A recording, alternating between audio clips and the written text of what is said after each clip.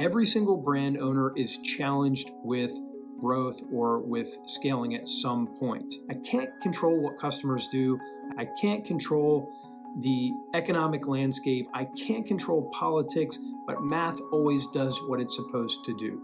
We're going to take one of the hardest things in business, scaling. Increasing sales conversion rate can increase your sales and increase your profit with no extra effort, no extra resources, no extra capital.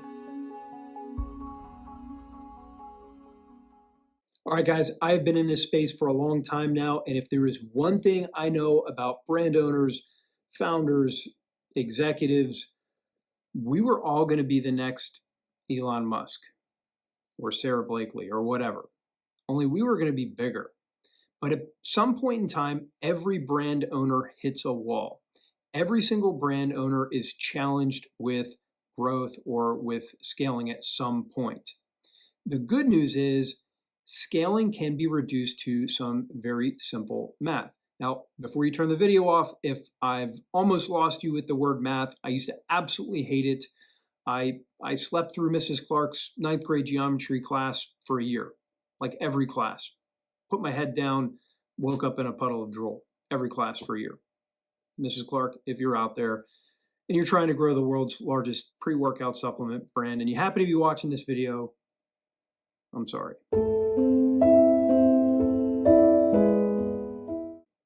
But the longer I stay in business, the more I learn to appreciate math and numbers and equations. I can't control what customers do. I can't control the economic landscape. I can't control politics, but math always does what it's supposed to do. So we're going to take one of the hardest things in business, scaling, and we're going to reduce it to 5 basic numbers or equations, and we're going to use those equations as levers to drive growth. Before we get into this amazing content, I have 2 bonus business scaling hacks for you. First, bonus scaling hack is to hit that like button. Second, bonus scaling hack is to leave me a comment and tell me your biggest challenge and what you want me to cover. I have a staff of 25. I've been in this game for a while. If I don't know the answer, we can figure it out. I'd love to do some videos for some of you that are dealing with real challenges. The third of my 2 hacks is to subscribe and turn on the notifications bell so you don't miss any of these amazing videos where I'm trying to make you money. All right, without further ado, we are going to jump into the 5 equations or numbers that we can use to drive growth or scale in our business. Before we do, we're going to go through some actual math. I have kind of made it a little bit more basic and elementary than what you might have gotten in an MBA course or an accounting class, but it's real math. So this is intended for you to be able to use it. So download the video.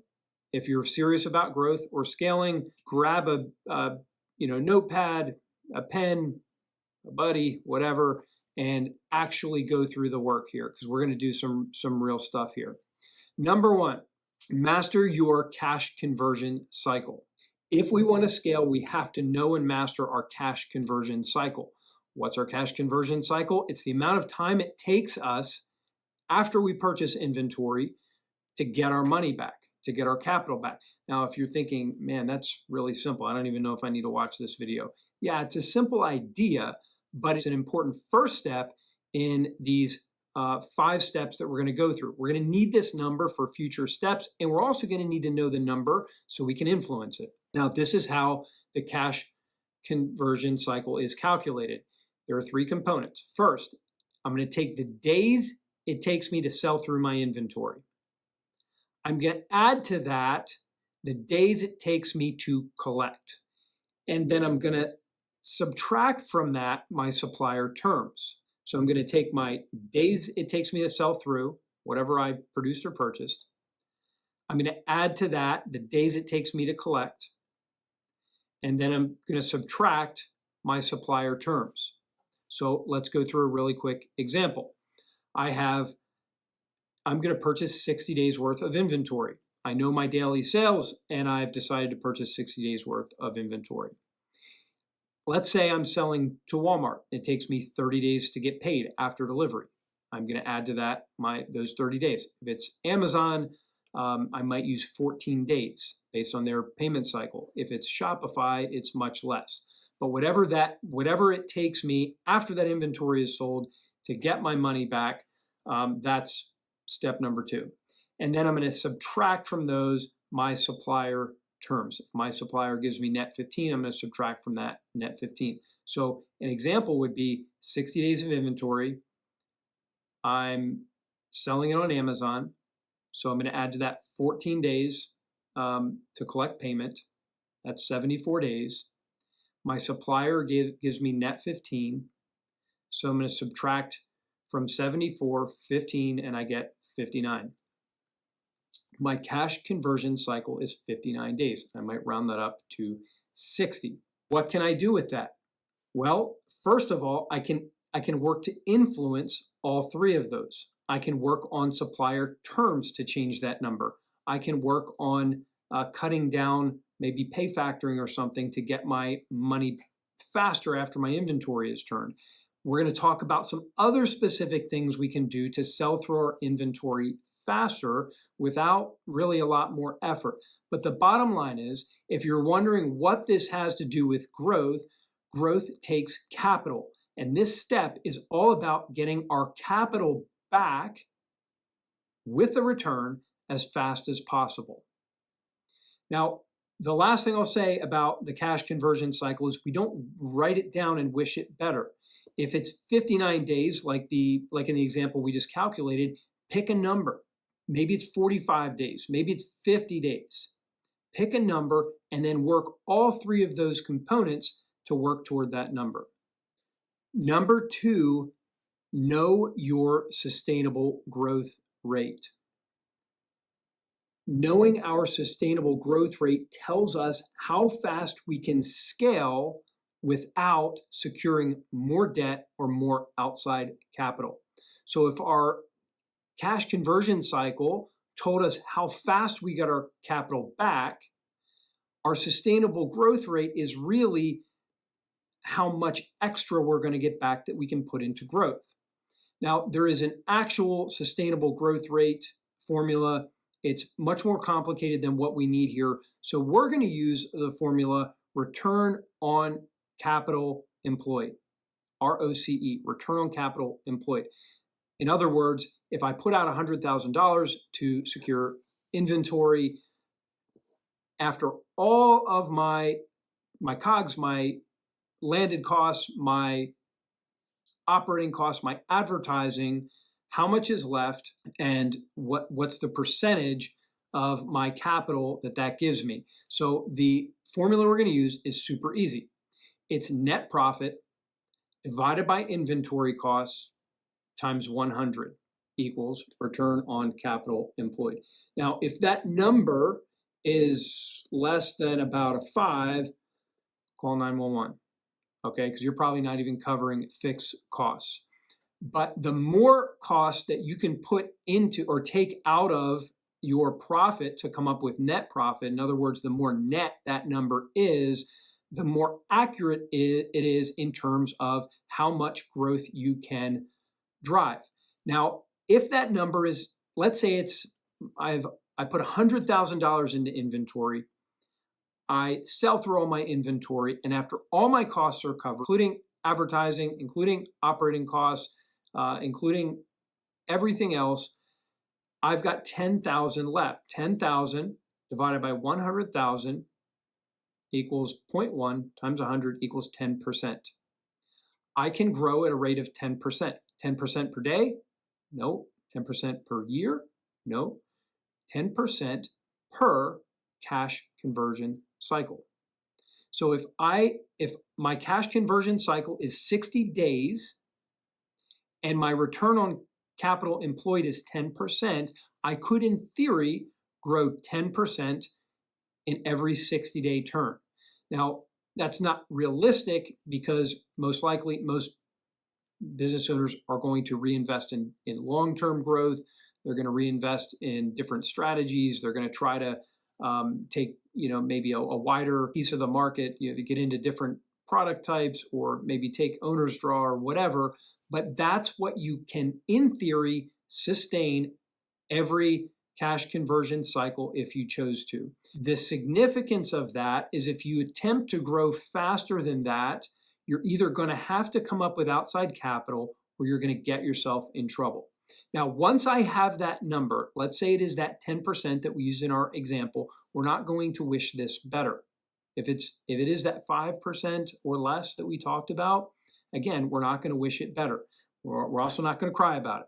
We're going to write it down. We're going to know what it is, and then we're going to set a goal and do whatever we need to do to reach that goal. So if it's 5%, you're not in a great spot. You can't drive a lot of growth that way. In fact, you're probably growing the wrong thing, debt.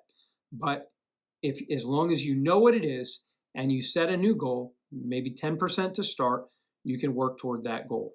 So now we have the amount of time it takes us to get our money back, and then the amount of growth that we're going to be capable of every turn, every currency conversion turn. Number 3, mastering our unit economics. Mastering our unit economics cannot tell us, or even knowing our unit economics cannot tell us how profitable our business is. But it can do some really cool things. Number 1, it can drive that return on capital employed. So we can use this to change that number. Or we can even look at our fixed cost. Let's say our business isn't profitable yet, and we know our fixed costs. We can look at our unit economics and we can say, all right, every unit of sale brings in this much margin to the business. And so I have to sell this exact number in order to cover my fixed costs. It is simple math. But you have to know that number before you can do that. And I would recommend that you know that number to the penny. Every time your cost of goods sold or other types of landed costs change, you rework this. This is how the math works. We take our selling price per unit. We subtract from that our cost of goods sold. We subtract from that any other landed costs. That could be freight or labor or anything else, extra shipping boxes, things like that. And then we subtract from that selling expense, and that yields what's called contribution margin. So in other words, after everything is paid for, every time we turn a widget, every time we sell a widget out of the business, it brings back a certain amount. So an example might be if I'm selling flying squirrels and I sell flying squirrels for $10 and it costs me $2 to have a flying squirrel made, and then another $2 in landed costs, and then another $2 in selling expense. That's $6 in costs, and my unit margin then is $4. All right, that's how it works. Now, I want to give you an example, a little story that's going to show you how powerful this is. This is a story I like to call the tale of 2 protein powders. Now, the first protein powder decided it was going to be the cheapest protein powder in all the land. It was going to be the Walmart of protein powders, only it didn't have the economies of scale that Walmart had. So it fought to control its costs, and where it couldn't control its costs, it reduced its own margin because it was determined to be the very cheapest protein powder. And this is what it looked like. After all of its expenses, there was 5% margin remaining. Now, the second protein powder, it also fought to control its costs, but it decided it actually liked money. So it positioned itself as the greatest protein powder in all the land, not the cheapest protein powder in all the land. And it fought all the evil villains like COGS and landed costs, but it made sure that it had the margin it needed to grow. And it set its selling price accordingly and then branded itself and positioned itself in a way that it could justify that cost. And this is the difference between those 2 protein powders. This is how they look side by side. Now, if you want to grow You're not going to do it with a 5% unit margin. I don't know how you're going to pay fixed costs with a 5% unit margin. But if you take a product with a 5% unit margin and a product with a 35% unit margin, imagine you have to sell 7 bags at a 5% margin to bring the margin that 1 bag brings at a 35% margin. Now, you can't just take your existing product and go from 5% to 35%, but you can, if you know what your unit margin is, you can at least understand where you are and fight to open up that margin. And just like the other 2 equations before this one, we're not going to hope this better. We're going to record it, we're going to be honest with it, we're going to set a goal, and then we're going to go to war in all of those different cost categories to try to open up that margin. Number 4, conversion rate. Increasing sales conversion rate can increase your sales and increase your profit with no extra effort, no extra resources, no extra capital. That makes this one of my favorite metrics in anywhere in any business.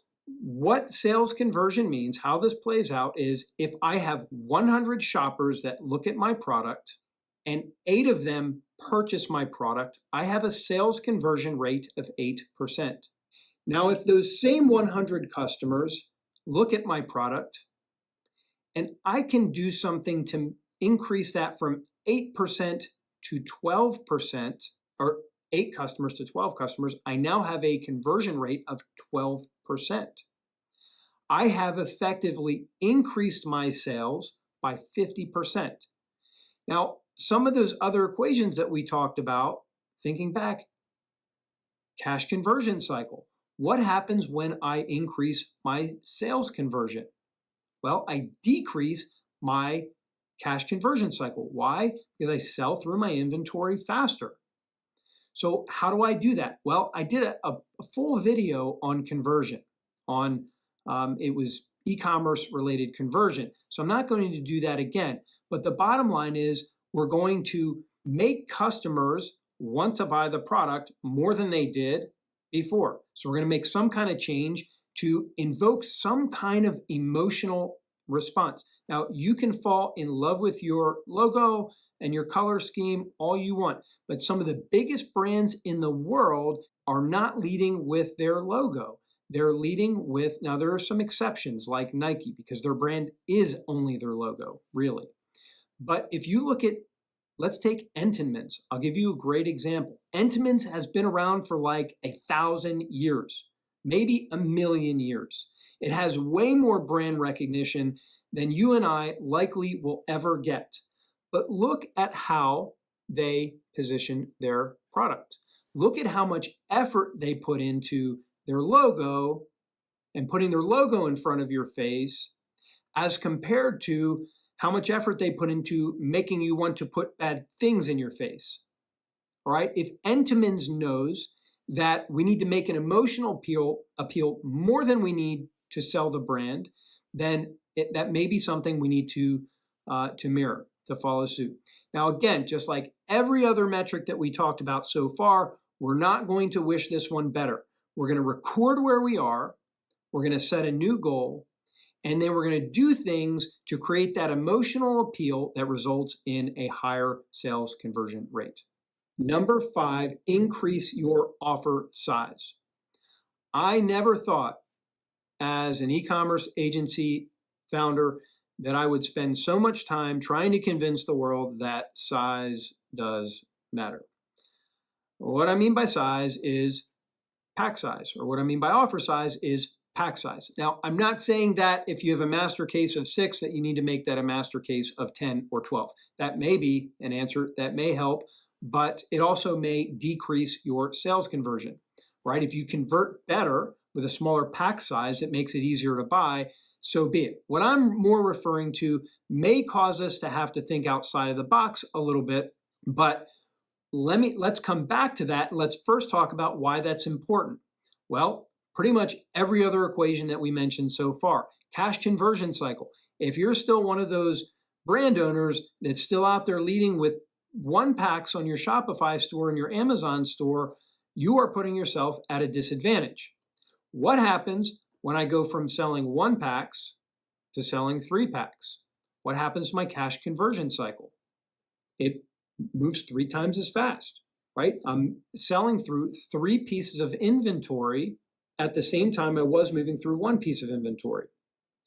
Tons of other reasons we need to think about increasing offer size. Number 1, advertising. If I'm particularly digital advertising, if I'm paying $1 per click for a keyword in my digital ads, my digital ads don't care if I'm advertising against a $6 product or an $18 product.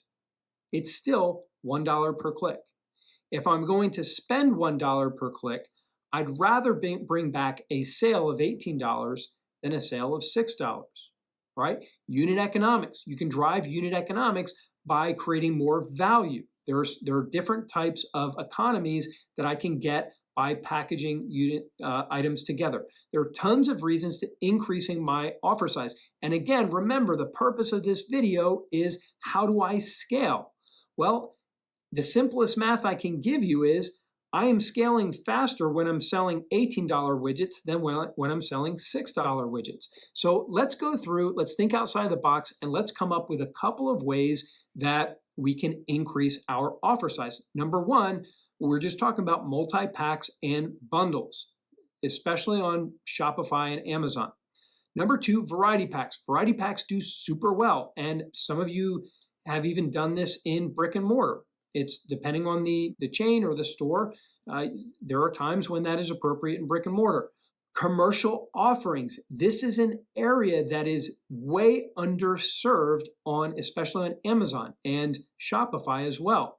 Think about caterers, schools, churches, work events, company parties, you name it, hotels, inns. There are tons of businesses out there, and yes, they may purchase from distributors, but businesses run out of products, shipments get delayed. It's happened in my business, and they do turn to Amazon or Google, right? It does happen. This is a consumer segment that your competitors are not serving well. I'm not telling you that you're gonna sell thousands and thousands of 5-gallon buckets of peanut butter, right? That's not what I'm saying. But I am saying that somebody's selling 2-gallon jugs of barbecue sauce, right? Get on Amazon, look it up. They're out there. Commercial offerings sell, all right?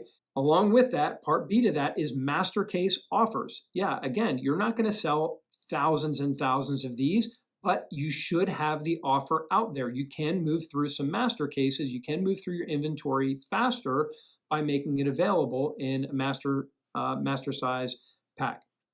Be creative. Bottom line, again, like all of the other equations and metrics, we're not going to wish this one better. We're going to look at our average offer size, and then we're going to set a goal, and we're going to create offers that help us to increase our average offer size. All right, guys, there you have it. 5 levers to driving growth or scaling by the numbers. Number 1, master your cash conversion cycle. Number 2, know your sustainable growth rate. Number 3, master your unit economics. Number 4, increase your conversion rate. And number 5, increase your average offer size. If you got anything from this video, please give me a like, send me a comment, tell me what topics you want me to cover.